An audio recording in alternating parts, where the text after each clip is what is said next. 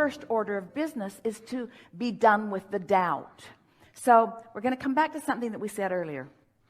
Everyone can relate, or most can relate in some way. So $100,000 in debt, would like to be $100,000 in the black, $200,000 gap. So not likely that that's going to change today in terms of what's actually in your bank account. But it is likely that you could go from doubt to positive expectation if you are willing to stay focused on a steady stream of conversation long enough to get the momentum going. And you don't need us. We would help do it. You don't need us to do it. You can find your own way out of your own doubt. But you have to understand that it's the doubt that you're trying to find your way out of, not the accomplishment of whatever it is that you doubt that you can accomplish. Did you hear that? That the work is to work your way out of the feeling of doubt, not into the having of whatever it is that you feel doubtful about. That's so big. Because the process to work your way out of doubt is a gradual process, but it's a for sure process. You can do it. You just have to show yourself that you can do it. And if you can do it once, you can do it twice. And if you can do it twice, you can do it 3 times. And if you can do it for a few days or a few weeks, then you can own that vibration about that subject. And so we start in very basic places. We start about things for which, as far as we are concerned, there can be no doubt. Law of attraction abounds. Accept it or don't, but it abounds. Now, us just saying that doesn't make you know it. We can know it with everything that we are, and we do. But our knowing it doesn't make you know it, because you might have practiced a strong enough thought contrary to that, that when we are even in the same space, we're not communicating on the same vibrational frequency. So that difference in frequency, let's say a friend knows something and you think you know something different or do know something different. So there's a difference of opinion there. If you are having a difference of an opinion between yourself and someone else, that is not going to bring you an emotion of doubt. It's only when you have a difference of opinion with the source within you about that topic. In other words, doubt is your own contradiction of your own vibration. It doesn't have anything to do with the practical reality of something. It doesn't have anything to do with the certainty of something. The feeling of doubt is just, I've got contradictory energy. I say I want it, and then I say I don't have it. And I say I want it, and then I say I don't have it. And then I say I want it, and then I say I don't have it. That equals contradictory energy, and that's what equals that feeling of doubt. So when you say, I want to talk about the subject of doubt, what we hear you say is, I want to talk about the subject of contradicted energy in me. When we hear you say, I want to talk about the subject of contradicted energy in me, we hear you say, I want to talk about my not very practiced focus. I want to talk about my sloppy thinking. I want to talk about me looking at stuff I don't want and looking at it long enough that I get momentum. I want to talk about me looking at what is instead of thinking about what can be, and letting what is dominate my vibration when what can be is what's dominating my source energy's vibration. My inner being's focused upon what's becoming. I'm focused on what hasn't become yet. That's what doubt is. Isn't this a good conversation? Excellent. It tells me everything. Yeah. So all you got to do is find things that feel good when you think about them. This is perhaps the most important conversation that we would ever have with anyone who's wanting to be the deliberate creator of their own reality. You don't have to take the subject of your desire and think about it until it happens. And in fact, when you take the subject of your desire and you think about it till it happens, it usually doesn't happen anytime soon. Because you're thinking about the subject that you want to happen from the perspective of it not happening, and you're introducing resistance into the equation, causing split energy, which makes you feel doubtful. And then you say, I think my doubt is killing this project. And we say, no, your doubt is the indication that you're killing this project with contradictory thought. You got that, didn't you? I did. So just cut it out. Stop beating the drum of anything that makes you feel doubt, and beat the drum of what makes you feel encouraged about things. Look for things that you feel already encouraged about. Can you give me an example of when doubt creeps in, how I can correct, eliminate, whatever it is I'm supposed to be doing? That's not the time to do it, because that's like, Abraham, I've fallen out of an airplane. I don't have a parachute. What should I do now? Okay. Hang on, it'll be over in a little bit. Okay. Because there's momentum that's going on. So the time that you correct the doubt, drum roll, is before you have it. You practice believing on things that are easy to believe until the practice of positive expectation is just your practiced chronic nature. In other words, how are you going to come to feel your invincibility when clearly there are things that you've never done? Well, by focusing on the things that you have done and just keeping that vibration so active that there's just not room for the contradictory vibration. We had a conversation one day with a woman on the telephone. She was having none of us. She just wanted us to give her some magic something that would take her directly to the condition that she wanted. And since we were trying to teach her how to create her own reality, we were extremely annoying to her. So we said, find something to think about that isn't those things that you're thinking about all the time about what you want.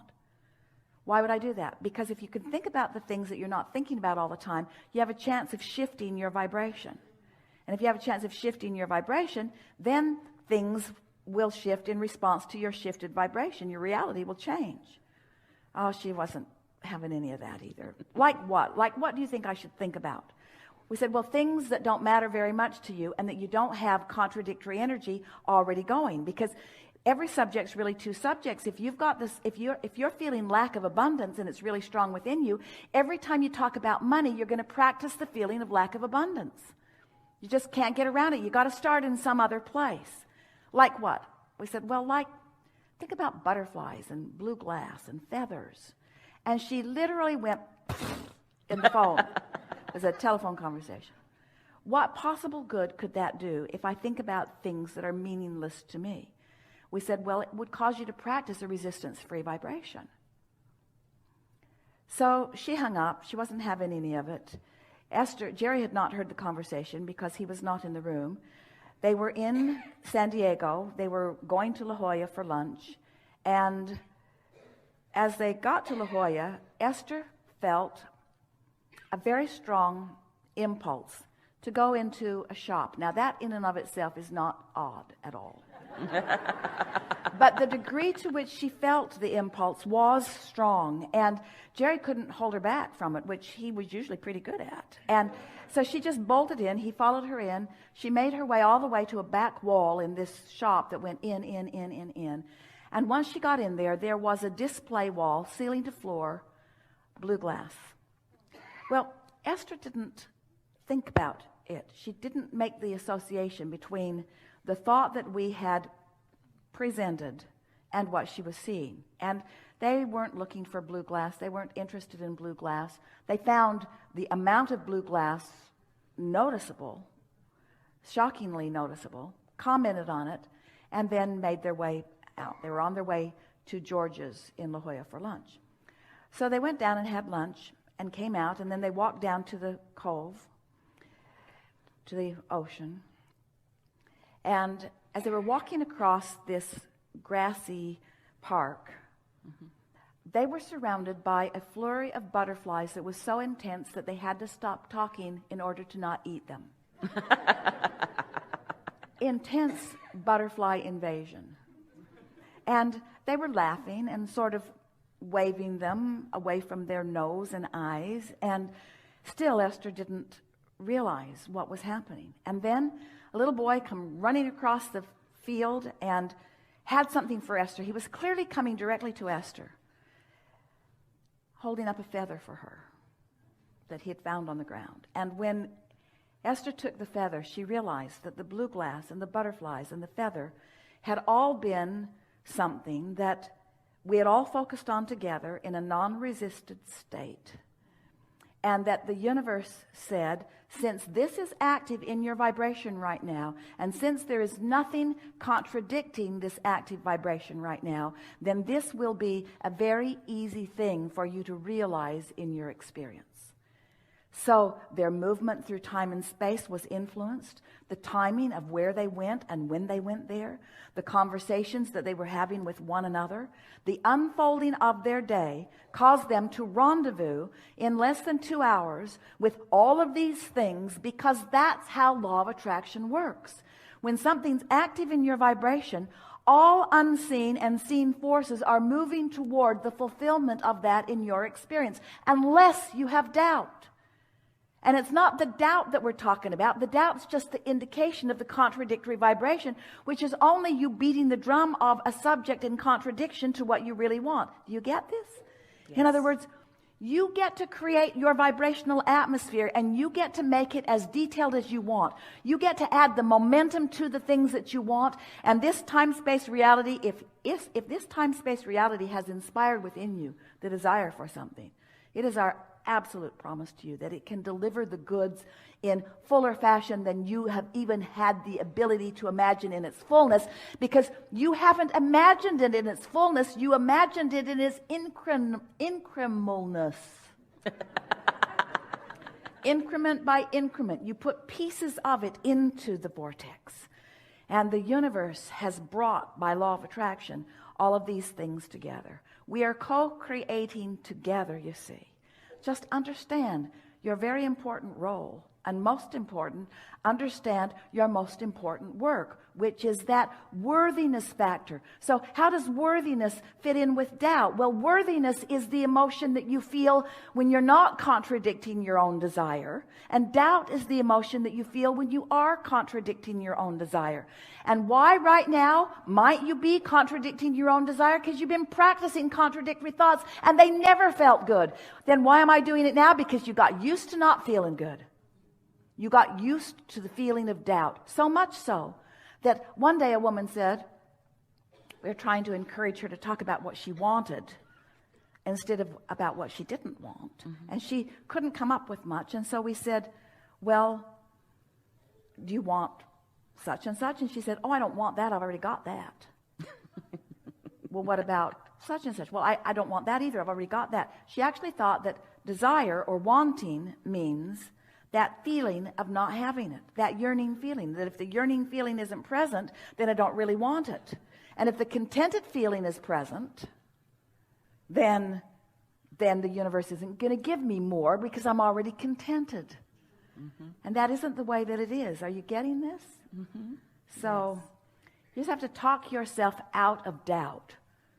So how do you talk yourself out of doubt? Well, you can't. Well, Abraham, you lost your mind. You just said, talk yourself out of doubt. How do I talk myself out of doubt? You can't. You have to talk yourself into believing. Because there's no exclusion in this universe. You can't make something go away. You can only make something else be present. And so when you tune your tuner, you're tuning into frequencies. And it's fair to say, while you're tuning into this frequency, you are tuning out of that frequency.